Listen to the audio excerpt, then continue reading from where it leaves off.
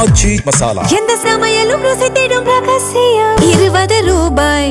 நேயர்களே, இந்த ஆண்டு சூப்பர் எல்னினோ ஆண்டு. அதனால தென்மேற்கு பருவமழை வழக்கத்தை விட குறைவா மழை பொழிவு தரும்னு முன்னாடியே கணிச்சு நம்ம பல வாரங்களா இதை பத்தி செய்திகள்லையும் பேசிட்டு இருக்கோம். அதோட நிதர்சனத்தை, அதனுடைய ரியல் டைம் தாக்கத்தை இப்போ அனுபவிச்சுட்டு இருக்கோம் அப்படின்றதையும் நம்மளால பார்க்க முடியுது. தென்மேற்கு பருவமழை தன்னுடைய முழுமையான கெப்பாசிட்டியை காட்ட முடியாம தடுமாறிட்டு இருக்கக்கூடிய நிலையில இந்தியாவின் பல முக்கிய நகரங்கள் குடிநீரின்றி தவிக்கும் நிலைக்கு தள்ளப்பட்டிருக்கின்றன. இப்போ என்ன நிலை தொடருது? இந்த நிலை மாறுமா? பருவமழை மீண்டும் பொழிக்க ஆரம்பிக்குமா அப்படின்ற ஒரு எதிர்பார்ப்புகளும் மேலோங்கி இருக்கு. இதை பத்தி என்ன நிலவரம், தற்போதைய நிலவரம் என்ன அப்படின்றத பார்த்துடுறோம். இப்போ நீங்க திரையில பார்த்துட்டு இருக்கக்கூடியது நம்முடைய ஒரு சேட்டலைட் மேப், செயற்கைக்கோள் வழியாக எடுத்த புகைப்படம் அப்படின்றத பார்க்குறோம்.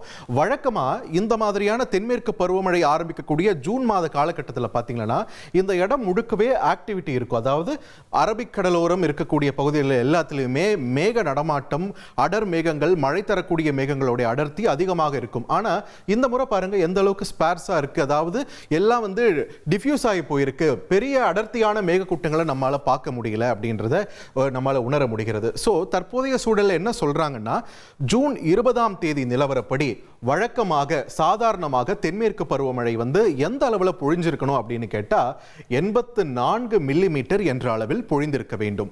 ஆனா தற்போதைய நிலவரப்படி, இந்த ஆண்டு நிலவரப்படி எவ்வளவு தெரியுங்களா பெஞ்சிருக்கு? வெறும் 45 மில்லிமீட்டர் என்ற அளவில் தான் தென்மேற்கு பருவமழை பெஞ்சிருக்கு. அதாவது கிட்டத்தட்ட எவ்வளவு குறைபாடு தெரியுங்களா? 46% மழை குறைந்து பெஞ்சிருக்கு அப்படின்றத வானிலை ஆய்வு மையம் உறுதிப்படுத்தியிருக்காங்க. இதனால இப்போ என்ன ஆயிடுச்சு அப்படின்ட்டு பார்க்கும்போது, இந்த அரபிக்கடலோரம் இருக்கக்கூடிய முக்கிய நகரங்கள், குறிப்பா மும்பை, இந்தியாவின் பொருளாதார தலைநகரமாக அறியக்கூடிய மும்பை கடுமையான சிக்கலை சந்தித்துக் கொண்டிருக்கிறது. ஸோ அப்படி என்னதான் நிலைமை இருக்குது அப்படின்றத இன்னும் தெளிவா பார்த்துடலாம். இப்போ நீங்க திரையில் பார்க்கக்கூடியது கடந்த 24 மணி நேரத்தில் இந்த தென்மேற்கு பருவமழையுடைய மேக நடமாட்டம் எப்படி இந்தியா மேல போயிட்டு இருக்கு அப்படின்றத பார்க்கிறோம்.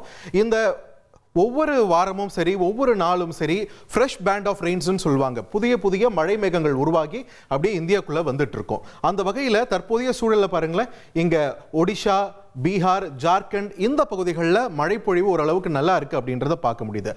ஆனா அடுத்த செட் ஆஃப் அந்த மழை தரக்கூடிய மேகங்கள் உள்ள வந்ததா அப்படின்ட்டு கேட்டா இல்லை அப்படின்றதையும் நம்மளால பார்க்க முடியுது.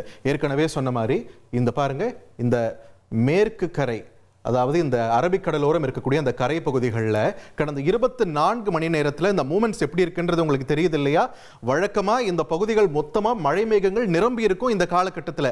ஆனால் இந்த முறை கேரளாவின் ஒரு சில பகுதிகள், கர்நாடகாவின் ஒரு சில பகுதிகள் தவிர்த்து பெரும்பாலும் வெற்றிடமாக இருக்கிறது அப்படின்றத பார்க்க முடியுது. இதனால இப்போ மும்பையில் என்ன நிலவரம் தெரியுங்களா? இப்போ சென்னையை பொறுத்த வரைக்கும் உங்களுக்கு பூண்டி, செம்பரம்பாக்கம், சோழவரம் இந்த மாதிரியான ஏரிகள்லாம் இருக்கு. அதுலேருந்து தான் நமக்கு குடிநீர் கிடைச்சிட்டு இருக்கு. அதே மாதிரி தான் மும்பை மாநகருக்குமே கூட ஒரு 7 ஏரிகள் இருக்கு. அதுல பாத்தீங்கன்னா 1,44,000 கோடி லிட்டர் என்ற அளவுக்கு தண்ணீரை சேமித்து வைக்கக்கூடிய கெப்பாசிட்டி அந்த ஏரிகள் இருக்கு. அதன் மூலமா தான் மும்பை மாநகரம் மாதிரி பல கோடி மக்கள் வாழக்கூடிய அந்த பகுதிக்கு குடிநீரை ஈஸியா கொடுத்துட்டு இருக்காங்க. ஆனா இப்ப என்ன ஆயிடுச்சுன்னு பாத்தீங்கன்னா, 1,44,000 கோடி சேமிப்பு திறன் இருக்கக்கூடிய ஏரிகள்ல இப்போ 13,000 கோடி லிட்டர் என்ற அளவில் தான் தண்ணி இருக்குது. அப்படின்னா மும்பைக்கு இப்போ பாத்தீங்கன்னா வெறும் 8 நாளுக்கான தண்ணீர் மட்டும்தான் அவங்க கையில் இப்போ இருக்குன்னு சொல்றாங்க. குடிநீருக்கு, கழிவறைக்கு பயன்படுத்தக்கூடிய எங்களுக்கு தண்ணி இல்லைன்னு அவங்க தவிக்கக்கூடிய வீடியோ காட்சிகளையும் வடமாநில ஊடகங்களில் நம்மளால பார்க்க முடியுது. போர் போட்டிருக்காங்க, அதுலயும் மஞ்சள் கலர்ல தண்ணி வருதுன்னு குறை சொல்றாங்க. குடிதண்ணீர் சப்ளையும் கடுமையான அளவில் பாதிக்கப்பட்டிருக்குன்னு சொல்றாங்க. அது மட்டும் இல்லாம இதுல இன்னொரு முக்கியமான விஷயம், தமிழகத்திற்கு உயிர் நாடியா இருக்கக்கூடிய காவிரி உள்ளிட்ட பல்வேறு முக்கிய நதிகள் எல்லாமே மேற்கு தொடர்ச்சி மலையிலிருந்து தான் உற்பத்தி ஆகுது. ஸோ தென்மேற்கு பருவமழை இந்த இடத்துல பொய்க்கும் நேரத்தில் என்ன ஆகுதுன்னு பார்க்குறீங்களா, நமக்கு தேவையான நதியில் நீர் இருப்பும் குறையுது. அந்த வகையில் இப்போ காவிரியில் கட்டப்பட்டிருக்கக்கூடிய கிருஷ்ணராஜசாகர் அணையும் பெருமளவில் தண்ணீர் இல்லாமல் இருக்குது. கபினி அணையெல்லாம் வறண்டு போன நிலையில் இருக்கு. இந்த நிலையெல்லாம் மாறணும்னா காவிரி நீர்பிடிப்பு பகுதிகளில் இன்னும் அதிக அளவிலான தென்மேற்கு பருவமழை பொழிய வேண்டும். வழக்கமாக இந்த நேரத்தில் இங்க நம்ம மேட்டூர் டேம் திறக்கப்பட்டு பாசனத்திற்கு தண்ணீர் திறந்து விடப்பட்டிருக்கணும். ஆனால் அந்த ஒரு சூழல் இன்னும் வரவில்லை அப்படின்றதையும் வருத்தமளிக்கக்கூடிய ஒரு விஷயமா இருக்கு. ஸோ மழை நிலவரம் இப்போ மற்ற இடங்களை விடுங்க, சரி தமிழகத்தில் எந்த அளவில் இருக்குன்னு பார்த்தீங்கன்னா, அடுத்த ஒரு மணி நேரத்துக்கான நிலவரத்தை நம்ம பார்த்துடலாம்.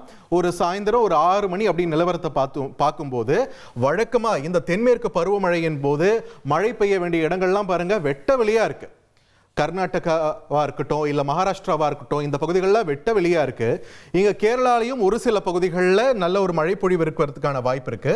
தமிழகத்தை பொறுத்த வரைக்கும் இங்க வடகடலோர பகுதிகளில் மட்டும் ஒரு சில இடங்கள்ல, சென்னையிலையும் ஒரு சில இடத்துலையும் சரி, கடலூரை ஒட்டி இருக்கக்கூடிய பகுதிகள், அதே மாதிரி அப்படியே டெல்டா பகுதிகளுக்கு வந்தோம்னா பாருங்க, டெல்டா பகுதியில் நாகப்பட்டினம் உள்ளிட்ட பகுதிகளிலுமே கூட மழை பெய்வதற்கான வாய்ப்பு இருக்குது. அப்படியே கொஞ்சம் உள் பகுதிகளுக்கு வந்தோம்னா திருச்சி மாவட்டம், அதனை ஒட்டியிருக்கக்கூடிய பகுதிகள், கரூர், கொடுமுடிக்கு இடையே உள்ள பகுதிகள், குளித்தலை, இந்த மாதிரியான பகுதிகளில் தமிழகத்தை பொறுத்த வரைக்கும் மழை பெய்வதற்கான வாய்ப்பு இருக்கு இன்று மாலை நிலவரப்படி. ஆனா மற்ற பகுதிகளை பார்க்கும்போது சொல்லிக்கொள்ளும் விதமாக மழை பொழிவு இல்லை அப்படின்றாங்க. அப்போ இந்த நிலை மாறுமா மாறாதா அப்படின்னு கேட்கும்போது ஒரு நல்ல செய்தியும் இந்திய வானிலை ஆய்வு மையம் தரப்புல இருந்து சொல்லியிருக்காங்க. இதுல என்னன்னா, இது சம்பந்தமா நம்ம ஏற்கனவே ஒரு தொகுப்புல பார்த்திருக்கோம். இங்க தென்மேற்கு பருவமழை நம்முடைய கரைக்கு வருது அப்படின்னா அதுக்கு காரணம் சோமாலி ஜெட் ஸ்ட்ரீம் அப்படின்னு சொல்லக்கூடிய காற்றின் திசை மாறுதல் தான். இங்க இந்திய பெருங்கடல்ல இருந்து இந்த திசையில வரக்கூடிய காற்று இங்க ஆப்பிரிக்காவின் சோமாலியா இருக்கு இல்லைங்களா, இந்த இடத்துல தான் ஈக்குவேட்டர் மத்திய தரைக்கோடு இருக்கு. இந்த இடத்துல கொரியாலிஸ் விளைவு அப்படின்ற ஒரு விளைவின் காரணமாக இங்க இருக்கக்கூடிய உயர் நிலங்கள்ல மோதி அந்த காற்று திசை திரும்புது. அப்படி திசை திரும்பும் போது அது ஈரப்பதத்தை இந்தியாவை நோக்கி கொண்டு வருது. அதுதான் நமக்கு இங்க தென்மேற்கு பருவமழையா கிடைக்குது. கடந்த சில நாட்களாக இந்த ஈரப்பதம் குறைவா இருக்கு, இந்த காற்றின் அடர்த்தி குறைவா இருக்குன்னு நிறைய குறைகள் இருந்தது. அந்த நிலவரம் எல்லாம் இப்போ மாறுது அப்படின்றதையும் நம்ம பார்க்கிறோம். ஸோ ஒரு டென்சிட்டி, ஒரு அடர்த்தியானது இப்போ ஓரளவுக்கு இங்க ஏற்பட்டிருக்கு அப்படின்றதையும் நம்மளால புரிஞ்சுக்க முடியுது. இதை பார்த்தீங்கன்னா உங்களுக்கு தெரியும். ஸோ இந்த சோமாலி ஜெட் இதை நம்பி தான் நாம் இப்போ இருக்கோம் அப்படின்ற நிலையில் இது எப்படி மாறுது, சூழல் எப்படி மாறுது அப்படின்றதையும் பார்த்துருங்க. இப்போ நீங்கள் திரையில் பார்க்குறீங்க இல்லையா, இது அப்படியே ஒரு 21, 22 இந்த தேதி வாக்கில் இது இந்தியாவுக்குள்ள இதனுடைய தாக்கம் இன்னும் கொஞ்சம் இன்டென்ஸாக ஆரம்பிக்கும்னு சொல்கிறாங்க. ஸோ நம்ம 22ஆம் தேதி காலை ஒரு 6 மணி அப்படின்ற ஒரு நிலவரத்தை வச்சுக்கலாம். பாருங்க, உட்பகுதி வரைக்குமே கூட இதோடைய தாக்கம் இந்த கொரியாலிஸ் விளைவின் காரணமாக சோமாலி ஜெட் அந்த காற்று உள்ள வருது அப்படின்றத பார்க்குறோம். ஸோ அப்படி வரும் பட்சத்தில் என்ன ஆகுதுன்னு பாருங்க, அப்படியே அதை மழை நிலவரத்துக்கு மாற்றலாம். இங்க நம்மளுடைய அரபிக் கடலோரம் இருக்கக்கூடிய கரைகள் மழை பொழிவை பெற தொடங்குகின்றன அப்படின்றதையும் நம்மளால பார்க்க முடியுது. பார்த்தீங்களா? ஸோ தென்மேற்கு பருவமழை இந்த பகுதிகளெலாம் ஆல்ரெடி வறண்டு துவண்டு போயிருக்கக்கூடிய நிலையில் 22ஆம் தேதிக்கு பிறகு இந்த நிலவரம் மாறும் அப்படின்ற ஒரு நல்ல செய்தியை தற்பொழுது வானிலை ஆய்வு மையமும் தனியார் வானிலை ஆர்வலர்களும் சொல்லியிருக்காங்க. இந்த நிலவரம் போக போக இது பாருங்க, ஃபுல் ஃப்ளெட்ஜாகவே இந்த மழை பொழிவு முழுசாக வர்றதுக்கான வாய்ப்பு இருக்குது அப்படின்னு சொல்கிறாங்க. ஸோ ஜூன் மாதத்தின் கடைசி வாரத்தில் தென்மேற்கு பருவமழை வேகம் எடுக்கும் அப்படின்ற ஒரு நல்ல செய்தியையும் வானிலை ஆய்வு மையம் கொடுக்குது.